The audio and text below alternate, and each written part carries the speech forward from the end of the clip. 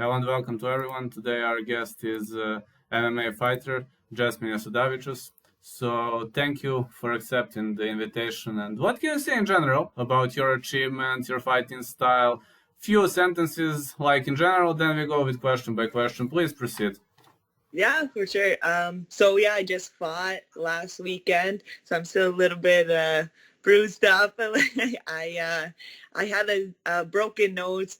I broke it like 5 weeks before the fight, and so I knew like right away the one of the first hits was going to open it back up. But luckily, I didn't get hit too hard for like until the third round, and then there was like I think it was like a cumulative damage kind of opened it up, and then in the fight I had like blood all over everything.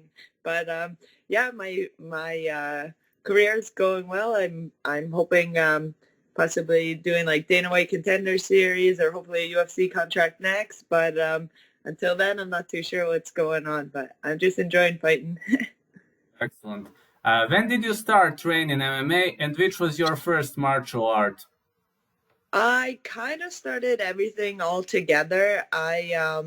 It wasn't really like a plan to start doing MMA. I just kind of fell into it, and so I really started everything all at once. I would say mostly I've done probably wrestling, like hour for hour wise, probably wrestling the most, but pretty much all the same. I'm pretty well rounded, and yeah, I started late. I didn't start till I was 26 years old, but I mean I haven't looked back since. I'm 32 now.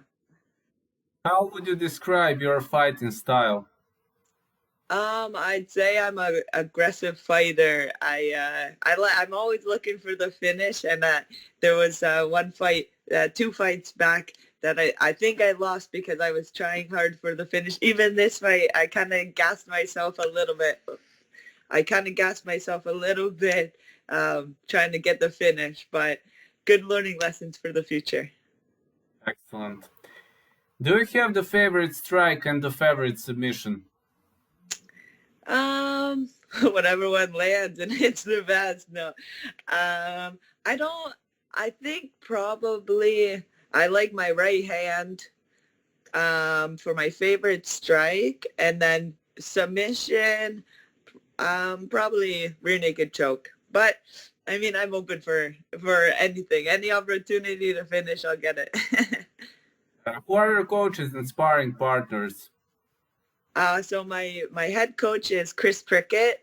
He's my main coach. But as well, I have Evan Boris. I have Matt DiMarcantonio.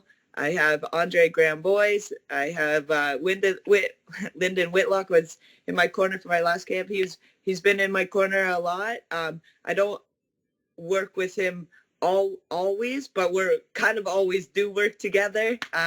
But yeah, so he's definitely one of my coaches as well. And yeah, those are kind of my main guys. And then for training partners, I have a bunch. It kind of depends on if I'm going for wrestling or if I'm going for jiu-jitsu, if I'm doing striking kind of thing. I kind of have different partners, but for MMA girls, my main girl is a girl named Willow Morton. She's my main girl training partner. Who was your favorite MMA fighter when you were a kid? Um, when I was really young, I liked Tito Ortiz, but as I got older, then I don't know. I still like him, but now that I'm like more into fighting and everything like that, I like Peter Yan right now. Yeah. What can you say about your first amateur fight? I mean, how did you feel heading into the first Clash of the Life? And was it a stressful experience, or you were barely waiting to step into the cage? It was very stressful, very, very, very stressful. But I feel like it was very like I guess empowering to overcome the fear of getting into a cage and fighting against someone. And I was so nervous. I remember the first time just like standing there waiting to walk out, and my legs felt like jello, and I was like thinking, why am I doing this? This is crazy. And then I got out there and I ended up winning, and it was like the best experience ever. And I absolutely loved it. I like completely caught the bug. But it's funny because every time I fight now, still it's the same thing. I'm standing there waiting to go out, and I get super nervous. And now I'm able to manage my nerves better because I understand that it's just part of the process. But my very first one, I was like, it was scary, but I recommend it if you like competing and you like fighting, then at least take one fight. Who was the toughest amateur opponent for you? Amateur, I forget her name, but it was like my second amateur fight. My toughest pro fight was a girl named Kylie O'Hearn. Me and her, sorry, it was a small cage, and both of us just like wanted to impose our will and just like, so the whole fight, it was like one of those phone booth fights. Like we're just throwing as hard as we can, like this far away. Yeah, I understand it definitely. Do you have a nickname? No, I don't have a nickname. My striking coach sometimes calls me the Scorpion, or like Chris calls me Big Tuna. I don't know. They make up these silly names for me, but nothing has really stuck. But yeah, I don't know. We'll see. I feel like that kind of happens organically. I can't make one up for myself. What can you say about professional debut? Your professional debut, was it a major difference between the professional debut and the first amateur fight or the amateur career? It wasn't that much different. I mean, mindset, yeah, it was different, but the actual act, that's not that much different. I mean, I think the biggest difference would be instead of 3-minute rounds for amateur, it's 5-minute rounds for pro. My very first pro fight, it was an amateur pro card, and they actually accidentally did 3 minutes for my first round. So my first round of pro was actually an amateur. Look at that. But it's different, like kind of like within yourself, but it really isn't that much different between amateur and pro. Right. So you said Kylie O'Hearn was your toughest opponent. So how did you get through such a pressure? How did you defeat her, considering that she was so hard to defeat opponent? It was the takedowns that sealed it for me. Because we were pretty even on the feet. Like if you watch the fight, there's times in the fight she's getting the better of me. There's times I'm getting the better of her. So we were relatively even on the feet. Judges could have seen it either way, but I think for that fight it was the takedowns that sealed it for me. In your next fight, you finished via body shots pretty much quickly. So, what was the game plan for your fight after the match with Kyle O'Hearn? For this past fight, No. or the one After after? Kyle O'Hearn, you have one victory via body shots. Christina Adcock. Yes. Oh, yeah. So that one, that was my hometown actually. That was super exciting fighting that one, because it was crazy. That was super unexpected. I landed the head kick, and then I kind of saw her eyes kind of go like kind of out, and then so I was like, oh, that hurt her, and then so I just kind of like poured it on her, and I ended up sticking a knee, and that's what made her drop. But it was the initial head kick that kind of got her off balance, and she was never able to recover from there, and so I was able to get that finish, and it was like 53 seconds or something like that. So it was crazy for a hometown thing. My family and friends, they really enjoyed it, but they wish that I got to fight more so they could see me for longer. What can you say in general about your CFFC debut, and what do you think about CFFC as a promotion? Your first CFFC fight, how did it go, and was it also different considering that CFFC might be a good springboard for the UFC? Yeah, CFFC was a awesome opportunity, a great organization to fight for. They treated me super well.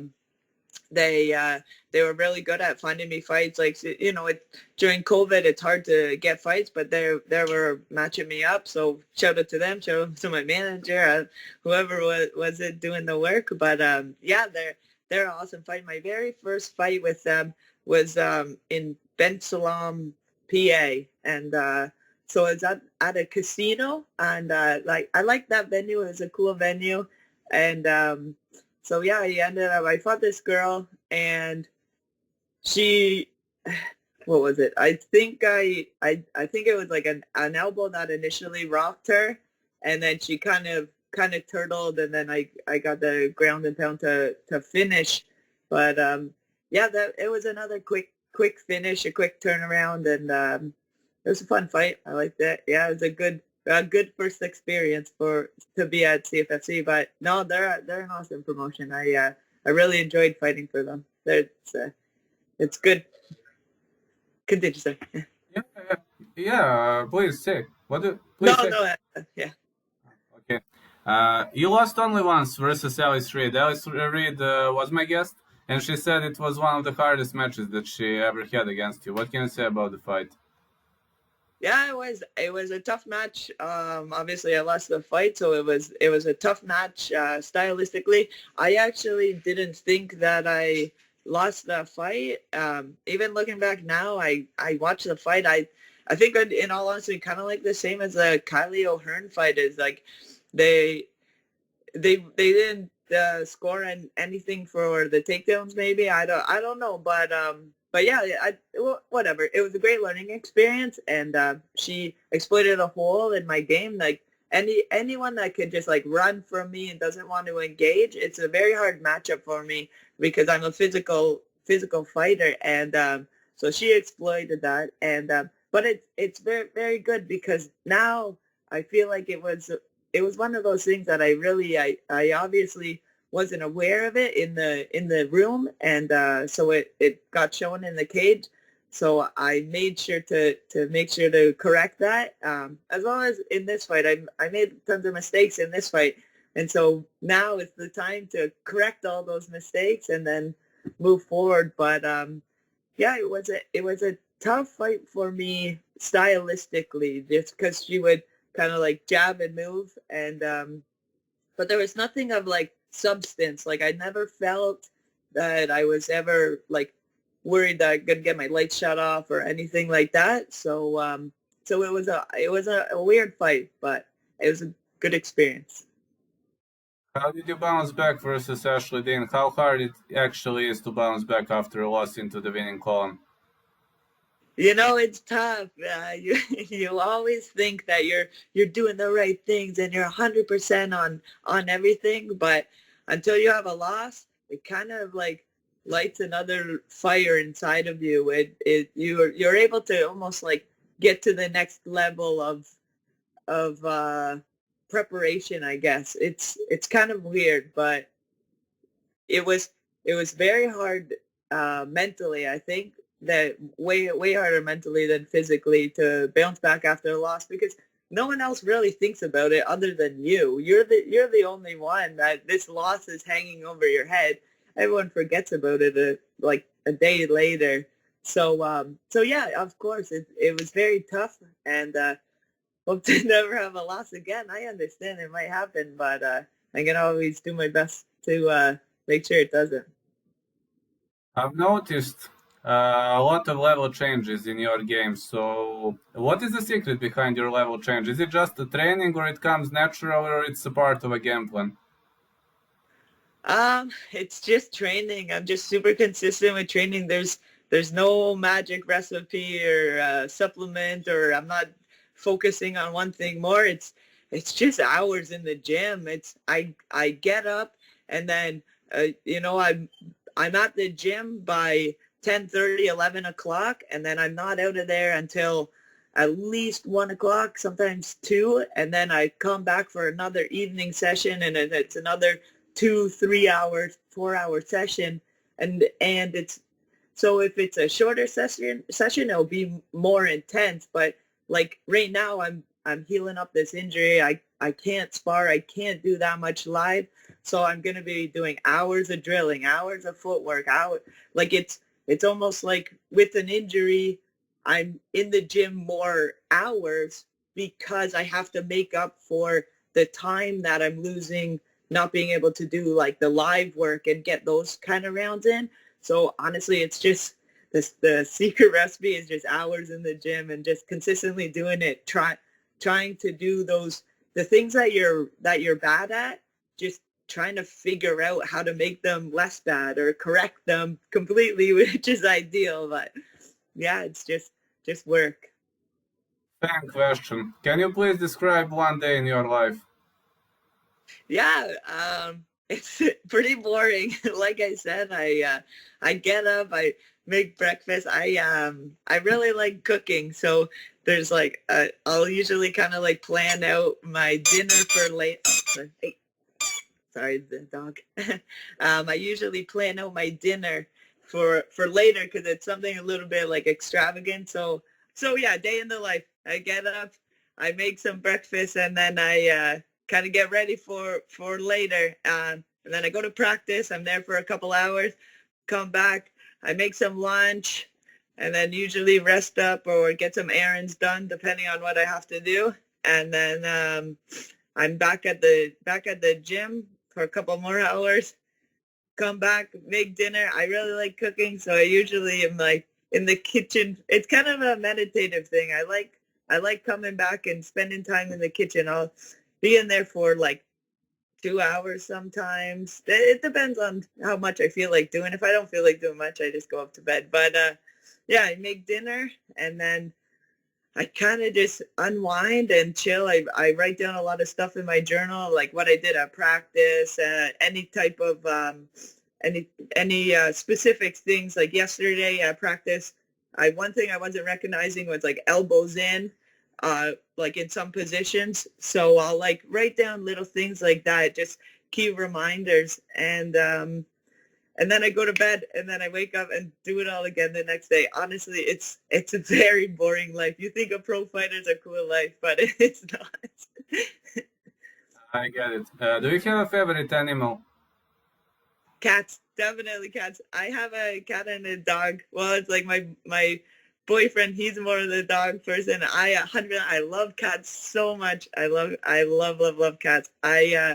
My sister, she has two of those hairless cats, and she was letting me like watch them for a while because she was like in transition for moving, and so I got to watch them for a couple months, and I loved it so much. I want to get one when I'm done fighting because they're a lot of work. I have enough animals. So, what is the breed of your cat? Cat is also my favorite animal alongside rabbits. Really? Yeah, She's just a regular tabby cat that I have. Her name's Honey. yeah, really awesome. Do you have a favorite sport outside of MMA? No, really. I played basketball and volleyball, most soccer, more probably. So I'd say between those three. But my life is mostly involved with mixed martial arts. What are your plans for the future? I'm hoping that I get that UFC contract and I become world champion. But until then, it's just every day in the gym for work. Outstanding. Would you like to add something to the interview? Is there something maybe we forgot to say? Would you like to give a shout out to someone? Yeah, just obviously shout out to my team and my coaches and everyone who's there for me, especially during this whole COVID time. It's obviously tough, and so yeah, I hope everyone's doing well and hope to fight again soon. Excellent. Hope to see you in the octagon again. I will post this tomorrow morning. Does it sound okay for you? Yeah, that's perfect. Sorry there's so much mix up with scheduling and everything. No problem. At least we played it out. All right, I'll put it to creation now. We'll send you the link when it's done. Awesome. Thank you so much. All right. Goodbye.